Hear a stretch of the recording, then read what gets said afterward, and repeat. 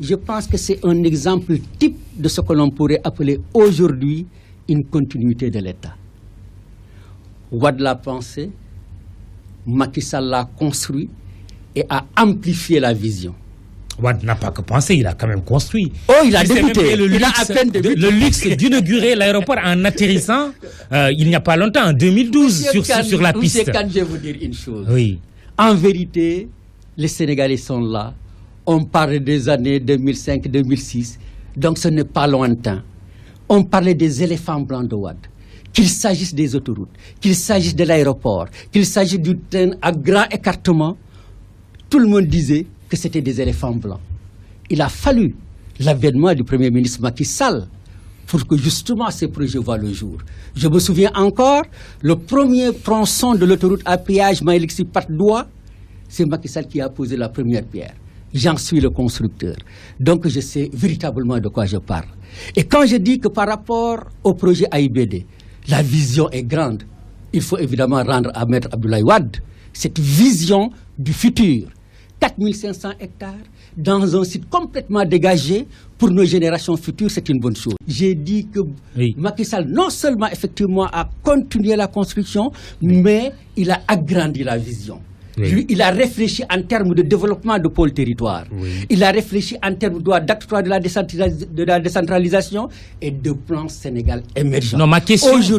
Aujourd'hui, cet aéroport est la ressource territoriale du pôle territoire de l'Ouest qui englobe les régions de Dakar et Thiès est fortement positionné dans ce triangle Dakar, Thiès, Mbour. Dans le futur, vous verrez, je vous assure que le développement de ce pôle fera de Dakar pratiquement au dégagement. On n'aura plus ces inondations, on n'aura plus effectivement cet engorgement qu'on a au niveau de Dakar. Très bien, ma question est de vous dire, mais ce serait charmant que cet aéroport porte le nom d'Abdoulaye Wade, non?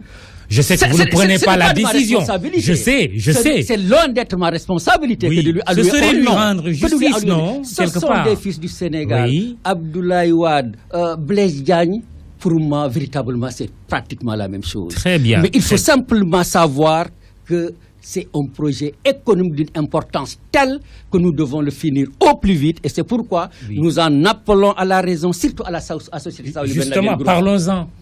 Quel message voulez-vous adresser aujourd'hui à SBJ? À SBJ. Oui. Par rapport à SBJ, véritablement, je pense que c'est même pathétique. Parce que le Sénégal est un pays musulman. L'Arabie Saoudite est un pays musulman.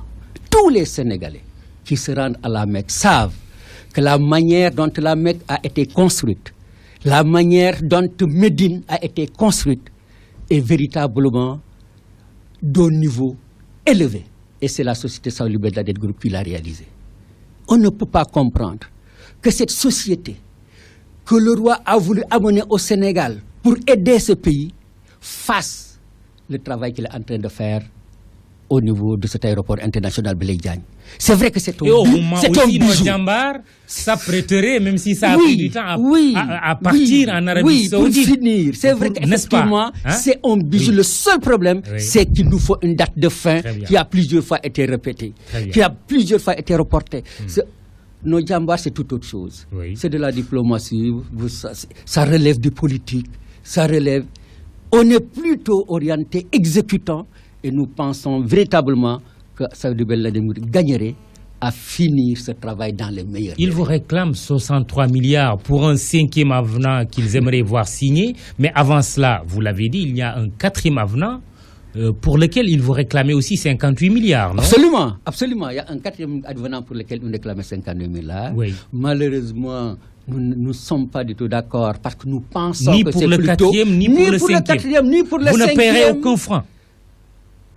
Là, c'est une question peut-être piège. Je dirais qu'en tout cas, pour ce qui concerne les techniciens que nous sommes, techniquement, ces avenants ne sont pas justifiables. Financièrement, ce n'est pas approprié. Et là, nous ne sommes pas les seuls. La société Estudi qui nous accompagne est également de notre avis. Plusieurs rencontres, en tout cas, ont été faites et nous sommes arrivés à se faire véritablement, nous, une idée finale. Ces avenants sont à rejeter. Donc vous ne payerez pas? Nous, on ne payera pas. Alors, mais pour le 4e, quand même, si on comprend bien, il y a la signature de l'État, non? Oui, le 4e est un avenant négatif. pour la première fois. Vous savez, tous les 3 premiers avenants ont été signés par l'ancien régime. 2 milliards environ pour le premier avenant, à peu près 46 milliards pour le second avenant et 27 milliards pour le troisième avenant. Et pour le quatrième en 2012, une réclamation justement de 58 milliards est tombée sur la table. Après analyse, nous avons estimé que ce n'est pas du tout approprié. L'actuel régime n'a pas signé le quatrième avenant. On a signé un quatrième avenant, mais on a rejeté la réclamation. Cet avenant numéro 4 a été signé pour fixer une date de fin. Et cette date de fin a été placée au 3 novembre 2014. Et dans cet avenant, complètement dépassé. Et dans cet avenant, il était dit, comme Saouli Ben Laden Group disait tout le temps, il y a les villages environnants qui m'empêchent de travailler, principalement le village de Mbadat. Nous avons dit, enlevons les travaux qu'il y a au droit de Mbadat. Ce n'est plus de votre scoop et continuez maintenant pour le reste et essayez de nous terminer le reste. C'est pourquoi pour la première fois cet avenant est de moins 4,5 milliards de francs CFA. C'est un avenant négatif que le régime du président Macky Sall a signé. Alors, malheureusement, même en enlevant ces travaux, le restant des travaux n'ont pas pu être terminés en novembre 2014. Et SBJ a mis sur la table cette 5e réclamation de 63 milliards de francs CFA. Et vous dites c'est caduc? Non, totalement non. Qu'est-ce qui est devenu SBJ? Mais SBJ, ils sont là. Ils sont là, les travaux sont pratiquement à l'arrêt. À l'arrêt, vous avez pu le constater lorsque vous êtes passé sur le chantier. C'est pratiquement 2 ou 3 ouvriers qu'on rencontre par-ci, par-là. Et ça ne finit pas un aéroport dans cette dimension. Il nous faut aujourd'hui à peu près pour terminer dans les meilleurs délais, parce que SBJ avait dit qu'ils allaient terminer en décembre 2015. Pour terminer en décembre 2015, pour ces finitions, il faut au moins 1000 ouvriers en permanence sur le chantier d'ici là. Ce qui est loin d'être le cas. Et c'est pourquoi nous disons on est à combien d'ouvriers aujourd'hui? On peut plus, mais disons, est-ce que vous avez une centaine d'ouvriers répartis à travers tout le projet? Je ne pense pas. C'est pourquoi nous ne pouvons pas aujourd'hui, malheureusement, encore se prononcer sur notre date de fin. Mais justement, c'est ça le piège. Oui, mais nous avons fait... Impossible de dire aux Sénégalais quand est-ce que leur aéroport, qui leur a coûté de l'argent, va se terminer. Et c'est pourquoi nous avons envoyé une lettre de mise en demeure à la société Saouli Ben Laden Group en lui disant, dites-nous si vous allez terminer oui ou non cet aéroport. Ils nous ont répondu en disant, nous appelons une réunion dans les 15 jours.